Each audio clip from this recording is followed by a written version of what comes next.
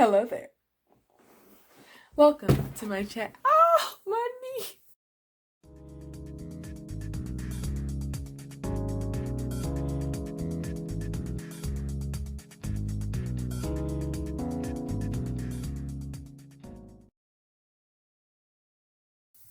Hey guys, welcome to my channel that I promised y'all in like 2019, 2018, whatever. But guess what? Better late than never. Okay, can I get an amen in the back? No. Okay, cool. Let's take this earring out real quick, considering the other one already fell out. My name is Santanya Zenobia Smith, coming to you from the ATL. So yeah, my name is Santanya. Everybody calls me Santy. I am a senior in high school at Rockdale County High. Not that senior year is even in existence anymore. Thank you, Corona. So I was going through all of the videos that I've recorded this school year and trying to edit them and everything. And I was just like, I was watching them and I was like, none of these feel like right for the first video. And so I was talking to God and I was like, God, you know this is what I want to do. And I kind of just felt led to share my story for my first video. My story of who I am and how I became who I am. Just to start this channel out, and then I will post all of the stuff that I've been recording all year. But I just felt like as an introduction to this channel, to what we're about, I had to share who I was. Because I want this channel to be a community of chill vibes, transparency, and change all the way. And I feel like I need to start out being transparent with you guys about where I'm coming from. So, I was originally born in Jamaica. I moved here when I was about 6 years old. And I was actually molested twice before I moved here. 2 different family members. Gonna try to not be too graphic, so let's just say those 2 were like first base, second base type stuff. I actually don't remember one of them. That whole thing about forgetting stuff and like blocking stuff from your childhood, totally true, because I don't remember. I don't remember most of what happened with one of them. The other was a one-time thing, so I remember everything from that. So yes, I was sexually abused, and I moved here thinking that America, I moved here hoping for the American dream, to escape all my problems in Jamaica. Complete and utter disappointment. I moved here and I had a very difficult relationship with my father. I was living with him full time for the first time in my whole life, my whole 6 years of life, and it was very difficult. Yeah, I'm gonna try not to cry, y'all. I usually don't cry when I'm talking about this, but sometimes when I think about how good God has been through all of it, it does get me a little misty. But I have paper towel. So, my first suicide attempt was actually at 7 years old. My father told me he hated me, and as I said, I was dealing with the sexual abuse from before I moved here, and it all got to be very overwhelming. And at the time, I associated death with heaven, so I thought that if I killed myself, I'd get to go straight to heaven. And I was like, you know what, this life stuff is for the birds, okay? I was done in my 7-year-old mind. But thankfully, it did not work. I'm still here. Unfortunately, I was abused again by another family member at the age of 12. That one was the most extensive, the most invasive, mentally, physically, spiritually. It was actually an uncle of mine. And base-wise, it was basically anything you can think of. He used pornography to introduce everything. And he got me drinking, and so I was drinking on my own. I actually had what I believe was a miscarriage, maybe not, but either way, it was a super scary experience where I thought I was gonna have to have an abortion, but thankfully I did not have to. And it's hard, and I'm kind of running through it because I don't want to take up all the time like talking about that. And honestly, I didn't feel much of it. Like, I remember feeling very depressed most of my life, very sad. Like, I had to fake it till I make it. all of that, like never really feeling true joy.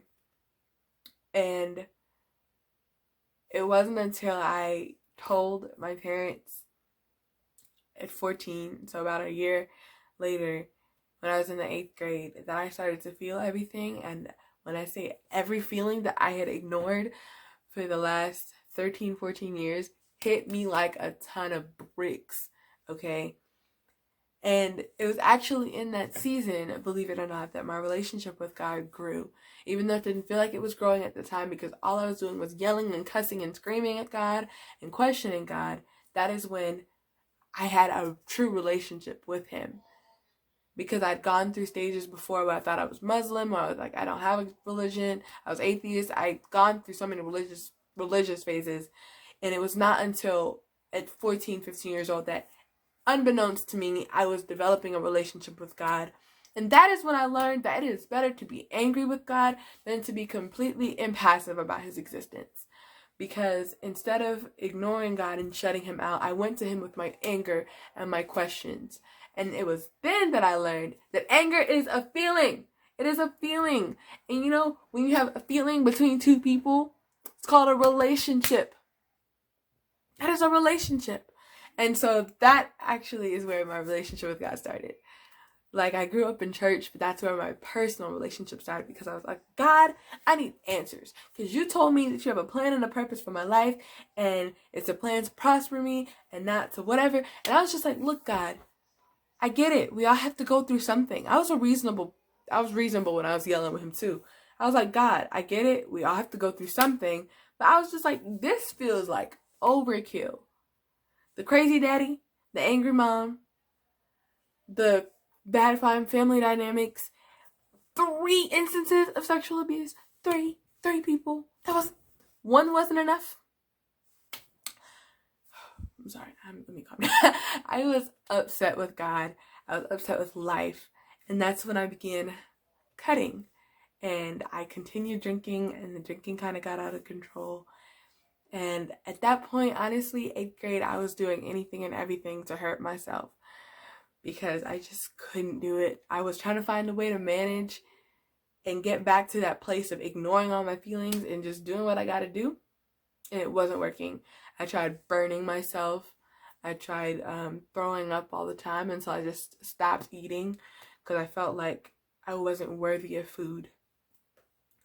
And I just remember being in such a dark place. Like, the darkness that had been kind of contained inside of me all my life, it just consumed me. I accidentally told the police when I told my parents about the third situation. So I was thrown into this court case. Well, not court case. Actually, I never got my day in court. But I was thrown into police interviews and a forensic interview, which was super invasive. And whew, just thinking back on it, I just remember, I remember the weight, because I was going to this forensic interview and speaking to these detectives about these horrendous things that happened to me. And then I was dropped off at school and expected to just learn like normal and live a normal teenage life and smile with people and laugh with people. Mind you, this is 8th grade where nobody knows how to like control their mouths, so I had to listen to rape jokes and suicide jokes and all of this while I was actually struggling with that stuff. And the loneliness that I felt was unmatched. The level of, I just felt like nobody saw me, nobody understood. So that is how I started 8th grade. And up until that point, honestly, school had been my one solace. Like, through everything, I maintained perfect grades. I was still the perfect student. And starting 9th grade, I was trying everything to maintain that, that reputation of being the perfect student.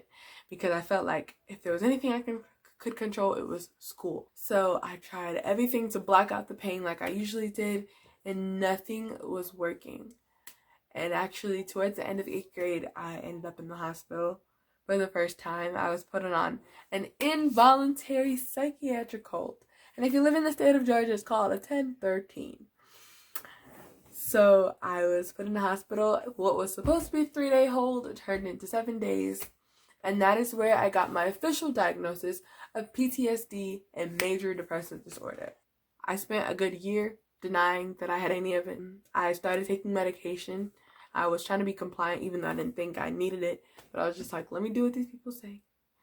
So that is how I started high school, in the middle of pretty much a court case. My family was breaking apart because my parents had a very volatile marriage from before, but my father blaming me for everything was kind of the last straw. So the day before my first day of high school, we moved houses.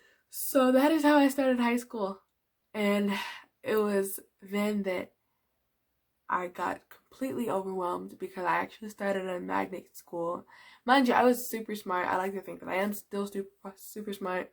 I actually tested at national average for high school seniors in the 7th grade. I got a 21 on the ACT in 7th grade. I was like top of my class all the time. So when I got to high school and I was in a school where everybody was top of their class, the pressure was on and I was in no place mentally to do it. So August, I want to say 28th of 2016, my freshman year in high school, I ended up in the hospital again. I believe it was September 5th, 2016, I attempted suicide. Like, actually attempted for the first time since I was 7. And that time, I almost succeeded. I hid in the shower because nobody checks the showers ever, so there was no reason for them to find me. And I sat in the shower, and I remember I sat there, and your body biologically always wants to live. You're hardwired to survive everything. And I sat there, and I remember that feeling, that last moment of panic where your body tries to override whatever you're feeling to get you to like snap out of it and, save yourself. And I remember I calmly sat on my hands and I felt the panic start to rise. I couldn't breathe. And I looked at my life and I gave up. I officially, fully gave up. The weight of everything that I'd kept pent up for all those years just kind of flooded over me. Everything with my dad, everything with the abuse, and just everything in between. I saw it and I was just like, no, I can get through this moment of panic to stop all the pain forever. God had it where someone noticed that I was gone and they opened the bathroom and looked in the shower. They went straight for the shower and they saw me there blacked out. And I remember feeling so angry. I was like, God, you gave me this life full of all of this pain and I try to die and you won't even let me do that. It felt like God was punishing me. And so I left the hospital and I tried to forget all of it. And I tried to, go back. Like, I literally went back to school the next day. When I got out, I was there for about 3 weeks. And I tried to jump back into everything. And I made it through the school year. It felt like I was so alone. And the fact that God did not let me die, you'd think I'd be happy. But I was not. I was angry. And I was tired. And my sophomore year of high school, I failed a class for the first time. Failed 2 classes, actually. Mind you, after years of being a pretty much straight A student, no matter what, it felt like the one last thing that I had to hold on to, like literally the one thing that I had going for me being a great student, was now out the window. I promise all my videos will not be this long, but as I said, I just wanted to get into it with y'all. let y'all know who I am completely. During this time, I started cutting. Actually, I started cutting again my junior year. The third time I was hospitalized. I actually went voluntarily that time. I had decided I was going to kill myself that week. And my band director had been inviting me to his church, Berean Christian Church, Gwinnett, for all 3 years at that point of high school. And I'd be like, yeah, Mr. Brown, I'm gonna go. And I finally went with him. And the Sunday that we went was the Sunday right before the So You Think You're Ready conference, which was it's this big youth conference that the church holds every year. And so I asked my boyfriend, because he came with me, if he wanted to go. He was like, yeah. And so I was like, okay, cool. And we went that weekend. And in my mind, I was just like, hey, it wouldn't hurt. But I didn't know anyone at the church. We just decided to go. And in my mind, I was like, there's nothing anyone can say anyway to change my mind at this point. 17 years of hurt, 17 years of pain and abuse. I'm done, and there's nothing anyone can say to change my mind. So I go to this conference, and the whole weekend they're talking about being the light. And I remember the Friday night bawling my eyes out like snot on these strangers' shoulders, because they were literally talking about everything: abandonment from parents, dealing with suicidal thoughts, abuse, struggling with sexual stuff, everything that, being depressed, everything that I felt like I was so alone in, they talked about directly. I remember in that moment, even through the darkness, I was like, you know what, this is the church, because the warmth that I felt in that church, the love that I felt, I knew that would be my new church home eventually. But I was just like, wow, like in that moment, I felt like God placed me there. And so I voluntarily went to the hospital to get help, which I didn't get, not really, but it gave me time. I had been cutting again. It got really bad.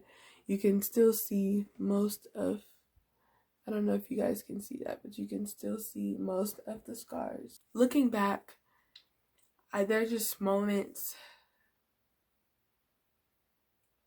looking back that all make sense now in a way. And so many moments make sense now that the ones that don't yet, I now have this faith that they will one day. Because I've since been able to mentor other young girls that have gone through the same thing. I'm now in a church home that I just accidentally stumbled upon. And I am growing, and I feel well fed spiritually. The God I serve is amazing. This is not going to be like a Christian YouTube channel, but I am a Christian. God is the savior of my life. He is my best friend. Looking back, I can now see where he ordered my steps. I'm not saying he sent me the pain that I had to endure, because no one should ever have to endure anything like what I did. But until I can stop all the pain in the world, I just want this channel to be a place where it's not going to always be serious like this, I promise, but a place where I can openly talk about the things that I've been through, so it gives others the courage to do the same. Because I remember feeling so alone for so much of my life, feeling like nobody understood, and feeling like my voice needed to stay silent. I never want anyone else to feel the pain of silence. You are not alone. God is there. If you don't believe in God, I'm sorry.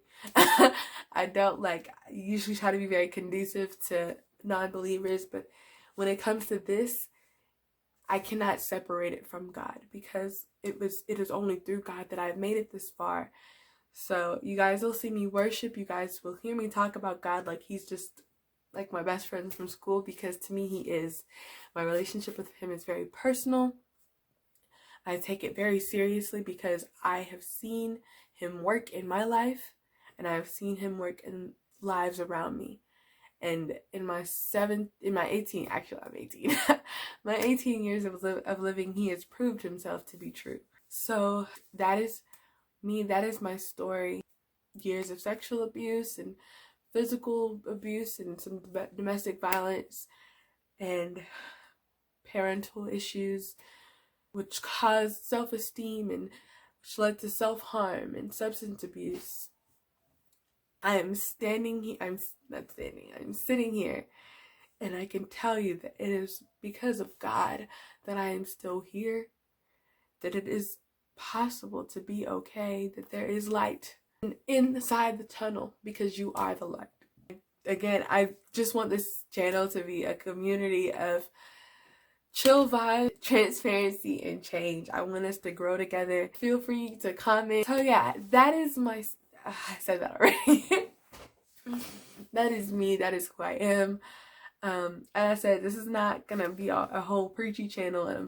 I just wanted to get all of this out here to let you guys get to see me, know where I'm coming from, know that I'm coming from the realest place possible. I'm someone that has felt real pain, and I can't stop you guys from feeling pain, but as I said, I just don't want anyone to feel their pain alone. So thank you. If you've made it all the way here, go ahead and clap for yourself. Like, comment, share, subscribe. Please share this video. I will go ahead and upload all those other videos that I've been recording, and comment any ideas for videos you guys would like to see and all of that stuff. My voice is tired now, so I'm gonna go. And I don't have an outro. So, bye! Love you guys.